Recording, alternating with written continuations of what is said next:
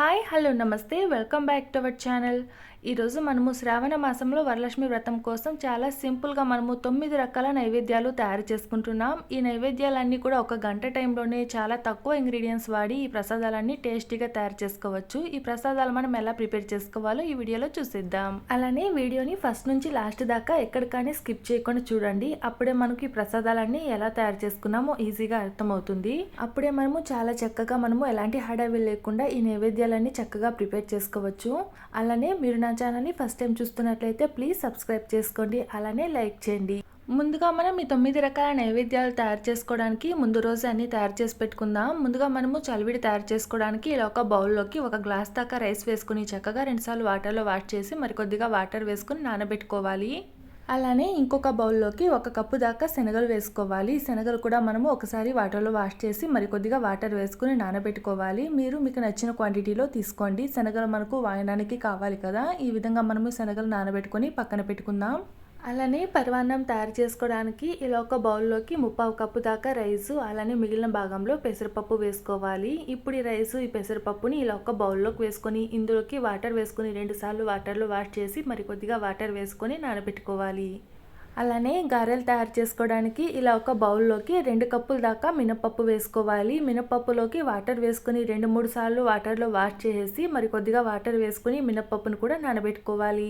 ఇలా ఈ విధంగా అన్నిటిని మనము ముందు రోజు నైటే ప్రిపేర్ చేసి పెట్టుకోవాలి. అలానే ఉదయాన్నే మనము రైస్ ఐటమ్స్ ప్రిపేర్ చేసుకోవడానికి 3 కప్పుల దాకా రైస్ తీసుకుంటున్నాను. ఇక్కడ మనము 3 రకాల రైస్ ఐటమ్స్ తయారు చేసుకుంటున్నాం కాబట్టి 3 కప్పుల రైస్ అయితే సరిపోతుంది. ఇలా ఈ రైస్ని కూడా 2-3 సార్లు వాటర్లో వాష్ చేసి మరికొద్దిగా వాటర్ వేసుకుని నానబెట్టేసుకుందాం. అలానే నైవేద్యాల్లోకి కావలసిన పదార్థాలన్నీ కూడా ఈ విధంగా మనం సిద్ధం చేసి పెట్టుకుందాం. ఎండుమిర్చి, పచ్చిమిర్చి, అల్లాన్ని కట్ చేసుకోవాలి. అలానే కొద్దిగా కరివేపాకు, క్యారెట్ తురుము, పచ్చి కొబ్బరి తురుము, కొత్తిమీరనిలా కట్ చేసుకుని పక్కన పెట్టుకుందాం. అలానే మనము చలివిడి తయారు చేసుకోవడానికి రైస్ని మనం నానబెట్టుకున్నాం కదా, ఇప్పుడు ఈ రైస్లో నుంచి వాటర్ అంతా వంపేసి ఈ రైస్ని ఇలా ఒక క్లాత్ పైన వేసుకొని ఆరబెట్టుకోవాలి. ఈ రైస్కి తడేమీ లేకుండా ఆరితే సరిపోతుంది. మరీ అంత ఎక్కువ పొడి పొడిగా ఆరాల్సిన అవసరం లేదు. ఈ విధంగా మనము ఆరబెట్టుకున్న తర్వాత పులిహోర తయారు చేసుకోవడానికి ఇలా ఒక బౌల్లోకి చింతపండు వేసుకుందాం. ఇప్పుడు ఈ చింతపండులోకి వాటర్ వేసుకొని చింతపండును కూడా ఒకసారి వాటర్లో వాష్ చేసి మరికొద్దిగా వాటర్ వేసుకొని చింతపండు నానబెట్టుకోవాలి. అలానే మనం ముందు రోజే శనగల్ని నానబెట్టుకున్నాం కదా, ఇప్పుడు ఈ శనగల్ని ఒక కుక్కర్లోకి వేసుకుందాం. ఇప్పుడు ఇందులోకి మరికొద్దిగా వాటర్ వేసుకుని కుక్కర్కి మూత పెట్టేసి శనగల్ని మనము ఉడికించుకోవాలి. అలానే ఇంకొక సైడు రైస్ని పెట్టేసుకుందాం. మనం ముందుగా రైస్ని నానబెట్టుకున్నాం కదా, ఇప్పుడు ఈ రైస్ని ఇలా కుక్కర్లోకి వేసుకుందాం. ఇప్పుడు మనము 3 కప్పుల దాకా రైస్ తీసుకున్నాం కాబట్టి ఇందులోకి 6 కప్పుల దాకా వాటర్ వేసుకోవాలి. ఇలా ఈ రైస్ ని మనము కుక్కర్ లో ఉడికించుకోవడం వల్ల చాలా తొందరగా మనకు రైస్ అనేది ఉడికిపోతుంది. ఇలా మనము ఇందులోకి వాటర్ వేసుకున్న తర్వాత మూత పెట్టేసి మనం ఈ రైస్ ని 2 విజిల్స్ వచ్చేదాకా ఉడికించుకోవాలి. అలానే మనం చలివిడి తయారు చేసుకోవడానికి రైస్ని ఆరబెట్టుకున్నాం కదా, ఇప్పుడు ఈ రైస్ని ఇలా ఒక మిక్సీ జార్లోకి వేసుకోవాలి. ఇప్పుడు ఈ రైస్ని అంతా ఇలా మనము పౌడర్ లాగా ప్రిపేర్ చేసుకోవాలి. చూసారు కదా, ఈ విధంగా ఈ రైస్ని అంతా చక్కగా మనము గ్రైండ్ చేసుకున్న తర్వాత ఇప్పుడు ఇందులోకి బెల్లం తురుము వేసుకోవాలి. అలానే 2 ఇలాచీలు వేసుకోవాలి. ఇప్పుడు ఇందులోకి 2 స్పూన్లు దాకా నెయ్యి వేసుకోవాలి. వీటన్నిటి వేసుకొని ఒకసారి మనము మిక్సీ పట్టుకోవాలి. ఇందులో వాటర్ ఏమీ వేయాల్సిన అవసరం లేదు. బెల్లం వల్లనే మనకు బాగా మెత్తగా తయారైపోతుంది. చూసారు కదండి, ఈ విధంగా మనము చలివిడిని మిక్సీలో వేసుకున్న తర్వాత ఇప్పుడు ఈ చలివిడిని అంతా ఇలా మనము ఈ విధంగా తయారు చేసుకొని ఇలా ఒక బౌల్లోకి పెట్టుకొని పక్కన పెట్టుకుందాం. ఈ లోపల మనకు శనగలు కూడా చక్కగా ఉడికిపోయేసాయి కదా, స్టవ్ ఆఫ్ చేసుకుని ప్రెషర్ అంతా తగ్గిన తర్వాత మూత తీసి చూద్దాం. చూసారు కదా, శనగలు అంతా చక్కగా ఉడికిపోయేసాయి కదా, ఇప్పుడు ఈ శనగల్ని వాటర్ అంతా వంపేసి శనగల్ని ఒక బౌల్లోకి వేసుకుని పక్కన పెట్టుకుందాం. ఇప్పుడు మనము పరమాన్నం తయారు చేసుకోవడానికి స్టవ్ మీద కుక్కర్ పెట్టేసుకోవాలి. ఇప్పుడు ఇందులోకి మనం ముందుగా నానబెట్టుకున్న రైస్లో నుంచి వాటర్ అంతా వంపేసి రైస్ని వేసుకోవాలి.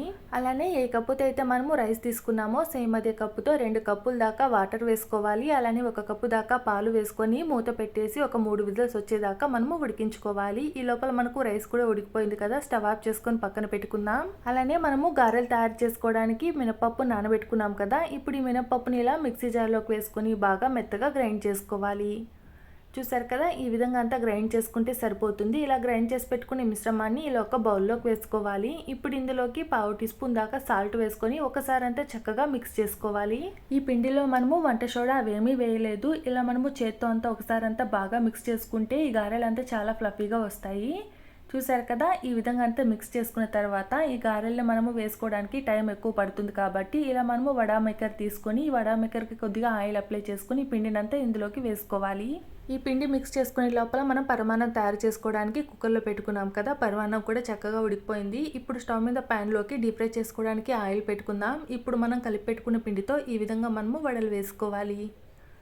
చూస్తారు కదా, ఇలా ఈ వడలు ఒకవైపు కాలిన తర్వాత ఇంకో వైపుకి ఇలా టర్న్ చేసుకుంటూ ఇలా రెండు వైపులా మంచి కలర్ వచ్చేదాకా ఫ్రై చేసుకోవాలి. చూసారు కదా, ఈ విధంగా అంతా ఫ్రై చేసుకుంటే సరిపోతుంది. ఇలా ఫ్రై చేసి పెట్టుకున్న వాటిని పక్కన పెట్టుకుందాం. అలానే మనం పరమాన్నం తయారు చేసుకోవడానికి కుక్కర్లో రైస్ పెట్టుకున్నాం కదా, రైస్ అంతా కూడా చక్కగా ఉడికిపోయింది కదా. ఇప్పుడు ఇందులోకి మనము బెల్లం వేసుకోవాలి. ఇందులో మనము పాలు వేసాం కాబట్టి బెల్లం వేసుకుంటే పాలు విరిగిపోయే ఛాన్స్ ఉంటుంది. అందుకని స్టవ్ మీద ప్యాన్ పెట్టుకోవాలి. ఇప్పుడు ఇందులోకి 1 కప్పు దాకా బెల్లం వేసుకోవాలి. అలానే 1 కప్పు దాకా వాటర్ వేసుకొని బెల్లాన్ని అంతా చక్కగా కరిగించుకోవాలి. చూసారు కదా, ఈ బెల్లం అంతా ఈ విధంగా అంతా కరిగిపోతే సరిపోతుంది. పాకం రావాల్సిన అవసరం లేదు. ఈ విధంగా అంతా చక్కగా కరిగిపోయిన తర్వాత ఇప్పుడు ఇందులోకి 2 ఇలాచీలు దంచుకొని వేసుకొని ఒకసారి అంతా బాగా మిక్స్ చేసుకోవాలి. చూసారు కదా, ఈ విధంగా అంతా తయారు చేసుకుంటే సరిపోతుంది. ఇప్పుడు స్టవ్ ఆఫ్ చేసుకుందాం. ఇప్పుడు మనము కరిగించుకున్న ఈ బెల్లం వాటర్ని ఉడుకుతున్న పరమాన్నంలోకి వేసుకొని ఒకసారి అంతా చక్కగా మిక్స్ చేసుకోవాలి. ఇలా ఈ విధంగా మనము ఈ పరమాన్నం తయారు చేసుకోవడం వల్ల పాలు కూడా విరిగిపోవు. చాలా చక్కగా మనకి పరమాన్నం అనేది తయారైపోతుంది. చూసారు కదా, ఈ విధంగా మనం ఈ పరమాన్నాన్ని తయారు చేసుకున్న తర్వాత మనం ముందుగా బెల్లాన్ని కరిగించుకున్నాం కదా, ఆ బెల్లం వాటర్ మొత్తం మనము పరమాన్నంలోకి వేసుకోలేదు, కొద్దిగా వేసుకున్నాము. అలానే మిగిలిన దాంట్లోకి మనం ముందుగా తయారు చేసి పెట్టుకున్న గారెలు వేసుకుంటే తీపి గారెలు కూడా తయారైపోతాయి. అమ్మవారికి ఇష్టమైన నైవేద్యాలు ఈ తీపి గారెలు కూడా ఒకటి. ఈ విధంగా మనం ఈ తీపి గారెలు తయారు చేసుకుని పక్కన పెట్టుకుందాం. అలానే ఇప్పుడు స్టవ్ మీద ప్యాన్ పెట్టుకోవాలి. ఇప్పుడు ఇందులోకి 3 స్పూన్లు దాకా నెయ్యి వేసుకుందాం. ఇప్పుడు ఇందులోకి కట్ చేసి పెట్టుకున్న కాజు అలానే కిస్మిస్ వేసుకొని ఒకసారి అంతా చక్కగా వేయించుకోవాలి. చూసారు కదా, ఇవంతా ఇలా చక్కగా ఫ్రై అయిన తర్వాత ఇప్పుడు ఇందులో నుంచి కొద్దిగా తీసేసి మనము తయారు చేసి పెట్టుకున్న పరమాన్నంలోకి వేసుకొని ఒకసారి అంతా చక్కగా మిక్స్ చేసుకోవాలి. చూసారు కదా, ఈ విధంగా మనం ఈ పరమాన్నాన్ని తయారు చేసుకొని పక్కన పెట్టుకుందాం. అలానే పెనంలో మిగిలిన కాజు కిస్మిస్ని కూడా ఇలా ఒక ప్లేట్లోకి తీసుకొని పక్కన పెట్టుకుందాం. ఇప్పుడు ఇదే పెనంలో మనము కేసరి తయారు చేసుకోవడానికి ఇప్పుడు ఇందులోకి 1 కప్పు దాకా సన్నరవ్వ వేసుకొని వేయించుకోవాలి. అలానే ఇంకొక సైడు వాటర్ పెట్టేసుకుందాం. ఇప్పుడు ఈ రవ్వనంతా ఇలా మనము చక్కగా కలుపుకుంటూ వేయించుకోవాలి. చూసారు కదా, ఈ రవ్వ అంతా ఈ విధంగా మనకు చక్కగా ఫ్రై అయిన తర్వాత ఇప్పుడు ఇందులోకి మనం ఇంకొక సైడు వాటర్ పెట్టుకున్నాం కదా, 1 కప్పు రవ్వకి 3 కప్పులు వాటర్ అయితే సరిపోతుంది. ఇలా ఈ రవ్వ అంతా చక్కగా వేగిన తర్వాత ఇప్పుడు ఇందులోకి మరుగుతున్న ఈ వాటర్ వేసుకొని ఒకసారి అంతా చక్కగా మిక్స్ చేసుకోవాలి. చూసారు కదా, ఈ విధంగా అంతా కలుపుకున్న తర్వాత ఇప్పుడు ఇందులోకి 1/2 కప్పు దాకా పంచదార అలానే కలర్ కోసం కొద్దిగా ఆరెంజ్ కలర్ వేసుకొని ఒకసారి అంతా చక్కగా మిక్స్ చేసుకోవాలి. చూసారు కదా, ఈ విధంగా అంతా మనము చక్కగా మిక్స్ చేసుకున్న తర్వాత ఇప్పుడు ఇందులోకి 2 ఇలాచీలు దంచుకొని వేసుకోవాలి. అలానే మనము ముందుగా వేయించి పెట్టుకున్న కాజు కిస్మిస్ వేసుకోవాలి. ఇప్పుడు ఇందులోకి 2 స్పూన్ల దాకా నెయ్యి వేసుకొని ఒకసారి అంతా బాగా మిక్స్ చేసుకుంటే టేస్ట్ అయిన కేసరి రెడీ. ఈ విధంగా తయారు చేసి పెట్టుకున్న ఈ కేసరిని ఇలా ఒక బౌల్లోకి తీసుకొని పక్కన పెట్టుకుందాం. అలానే మనము ముందుగా రైస్ని ఉడికించుకున్నాం కదా, ఇప్పుడు ఈ రైస్తో మనము 3 రకాల రైస్ ఐటమ్స్ను ప్రిపేర్ చేసుకుంటున్నాం. ముందుగా స్టవ్ మీద ప్యాన్ పెట్టుకొని ఆయిల్ వేసుకోవాలి. ఇప్పుడు ఇందులోకి ఆవాలు, పచ్చిశనగపప్పు, మినపప్పు అలానే కొద్దిగా జీలకర్ర వేసుకొని వేయించుకోవాలి. ఇలా ఈ పోపు దినుసులన్నీ వేసుకుని చక్కగా వేయించుకున్న తర్వాత ఇప్పుడు ఇందులోకి 1/2 టీ స్పూన్ దాకా ఇంగువ వేసుకోవాలి. అలానే సన్నగా కట్ చేసి పెట్టుకున్న పచ్చిమిర్చి, ఎండుమిర్చి, కరివేపాకు అలానే కొద్దిగా కొత్తిమీర, తురుము పెట్టుకున్న పచ్చి కొబ్బరి తురుము వేసుకొని ఒకసారి అంతా చక్కగా కలుపుకొని ఫ్రై చేసుకోవాలి. చూసారు కదా, ఈ విధంగా అంతా చక్కగా ఫ్రై చేసుకున్న తర్వాత ఇప్పుడు ఇందులోకి 1/2 టీ స్పూన్ దాకా సాల్ట్ వేసుకొని ఒకసారి అంతా బాగా మిక్స్ చేసుకున్న తర్వాత ఇప్పుడు ఇందులో నుంచి కొద్దిగా తీసుకొని మనం ముందుగా శనగలు ఉడికించుకున్నాం కదా, శనగల్లోకి వేసుకోవాలి. ఇలా ఈ పోపును కొద్దిగా తీసుకుని శనగల్లోకి వేసుకున్న తర్వాత ఇప్పుడు ఇందులోకి కొద్దిగా క్యారెట్ తురుము అలానే కొత్తిమీర వేసుకొని ఒకసారి అంతా చక్కగా మిక్స్ చేసుకుంటే శనగల ప్రసాదం మనకు తయారైపోతుంది. అలానే మిగిలిన పోపులోకి మనం ముందుగా ఉడికించుకున్న రైస్ని వేసుకోవాలి. ఇలా రైస్ వేసుకొని ఒకసారి అంతా చక్కగా మిక్స్ చేసుకోవాలి. చూసారు కదండి, ఈ పోపు అంతా ఈ రైస్లోకి అంతా బాగా కలిసేలాగా ఈ విధంగా అంతా చక్కగా మిక్స్ చేసుకుంటే మనకు ఎంతో టేస్టీగా ఉండే కొబ్బరి రైస్ తయారైపోతుంది. ఈ విధంగా మనం ఈ కొబ్బరి రైస్ని తయారు చేసుకొని ఇలా ఒక బౌల్లోకి తీసుకొని పక్కన పెట్టుకుందాం. అలానే ఇప్పుడు మనము దద్దోజనం తయారు చేసుకోవడానికి ఇలా ఒక బౌల్లోకి రైస్ తీసుకుందాం. ఇప్పుడు ఇందులోకి 1/2 టీ స్పూన్ దాకా సాల్ట్ అలానే పెరుగు వేసుకొని రైస్ నంతా ఒకసారి చక్కగా మిక్స్ చేసుకొని పక్కన పెట్టుకోవాలి. ఇప్పుడు మనము ఈ దద్దోజనంలోకి పోపు వేసుకోవడానికి స్టవ్ మీద ప్యాన్ పెట్టుకొని కొద్దిగా ఆయిల్ వేసుకోవాలి. ఇప్పుడు ఇందులోకి ఆవాలు, జీలకర్ర, పచ్చిశనగపప్పు, మినపప్పు అలానే కొద్దిగా ఇంగువ, కట్ చేసి పెట్టుకున్న అల్లం ముక్కలు వేసుకొని వేయించుకోవాలి. ఇవన్నీ ఒకసారి చక్కగా వేగిన తర్వాత ఇప్పుడు ఇందులోకి ఎండుమిర్చి, కట్ చేసి పెట్టుకున్న పచ్చిమిర్చి, కొద్దిగా కరివేపాకు వేసుకొని ఒకసారి అంతా బాగా వేయించుకున్న తర్వాత స్టవ్ ఆఫ్ చేసుకుందాం. ఇప్పుడు ఇందులోకి సన్నగా కట్ చేసి పెట్టుకున్న కొత్తిమీర చల్లుకొని ఒకసారి మిక్స్ చేసుకోవాలి. ఇప్పుడు ఈ పోపుని మనం ముందుగా కలిపి పెట్టుకున్న పెరుగన్నంలోకి వేసుకోవాలి. ఇప్పుడు ఇందులోకి ఒలిచి పెట్టుకున్న దానిమ్మ గింజలు వేసుకొని ఒకసారి అంతా చక్కగా మిక్స్ చేసుకోవాలి. చూసారు కదండి, ఈ విధంగా మనము దద్దోజనాన్ని తయారు చేసుకొని పక్కన పెట్టుకుందాం. ఇప్పుడు మనము చింతపండు పులిహోర తయారు చేసుకోవడానికి స్టవ్ ఆన్ చేసుకొని ప్యాన్ పెట్టుకొని కొద్దిగా ఆయిల్ వేసుకోవాలి. ఇప్పుడు ఇందులోకి ఆవాలు, జీలకర్ర, పచ్చిశనగపప్పు, మినప్పప్పు, కొద్దిగా ఇంగువ వేసుకొని ఒకసారి అంతా చక్కగా వేయించుకున్న తర్వాత ఇప్పుడు ఇందులోకి వేరుశనగ గింజలు అలానే కొద్దిగా కాజు వేసుకొని ఒకసారి అంతా చక్కగా కలుపుకుంటూ ఈ కాజు అలానే వేరుశనగ గింజలు అంతా క్రిస్పీగా అయ్యేంత వరకు వేయించుకోవాలి. చూసారు కదా, ఈ వేరుశనగ గింజలు అలానే ఈ కాజు కూడా చక్కగా మనకు ఫ్రై అయిపోయినాయి కదా. ఇప్పుడు ఇందులోకి కట్ చేసి పెట్టుకున్న పచ్చిమిర్చి, కరివేపాకు, ఎండుమిర్చి వేసుకొని ఒకసారి అంతా చక్కగా కలుపుకొని వేయించుకోవాలి. చూసారు కదా, ఈ విధంగా అంతా మనము వేయించుకున్న తర్వాత ఇప్పుడు ఇందులోకి కొద్దిగా పసుపు అలానే టేస్ట్కి సరిపడా సాల్ట్ వేసుకొని ఒకసారి అంతా బాగా మిక్స్ చేసుకుని ఫ్రై చేసుకున్న తర్వాత ఇప్పుడు ఇందులోకి మనం ముందుగా చింతపండు నానబెట్టుకున్నాం కదా, ఆ చింతపండు అంతా రసం తీసుకోవాలి. ఇప్పుడు ఈ చింతపండు రసాన్ని ఇందులోకి వేసుకొని ఒకసారి అంతా చక్కగా మిక్స్ చేసుకోవాలి.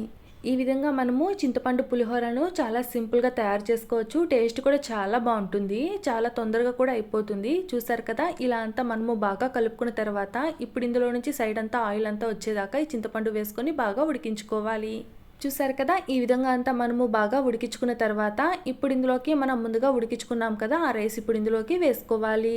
ఇలా ఇందులోకి రైస్ని వేసుకొని ఒకసారి అంతా మనము బాగా మిక్స్ చేసుకోవాలి. చాలా సింపుల్గా మనకు ఈ రైస్ అనేది తయారైపోతుంది. టేస్ట్ కూడా చాలా బాగుంటుంది. చూసారు కదా, ఈ విధంగా మనము ఈ చింతపండు పులిహోరను తయారు చేసుకోవాలి. ఇలా మనము ఈ చింతపండు పులిహోర తయారు చేసుకొని పక్కన పెట్టుకుందాం. అలానే ఇప్పుడు మనము పంచామృతం తయారు చేసుకోవడానికి ఇలా ఒక మిక్సింగ్ బౌల్ తీసుకోవాలి. ఇప్పుడు ఇందులోకి 2 అరటి పండ్ల నీర ఈ విధంగా మనము కట్ చేసుకొని ఇలా మనం ఈ బౌల్లోకి వేసుకోవాలి. అలానే ఒక యాపిల్ని కూడా కట్ చేసుకోవాలి. ఇప్పుడు ఇందులోకి ఒలిచి పెట్టుకున్న దానిమ్మ గింజలు అలానే 1 కప్పు దాకా పెరుగు, 1 కప్పు దాకా పాలు, అలానే ఇప్పుడు ఇందులోకి ఒక 3 స్పూన్లు దాకా తేనె వేసుకోవాలి. ఇప్పుడు ఇందులోకి ఒక 4 స్పూన్లు దాకా పంచదార వేసుకొని ఒకసారి అంతా బాగా మిక్స్ చేసుకోవాలి.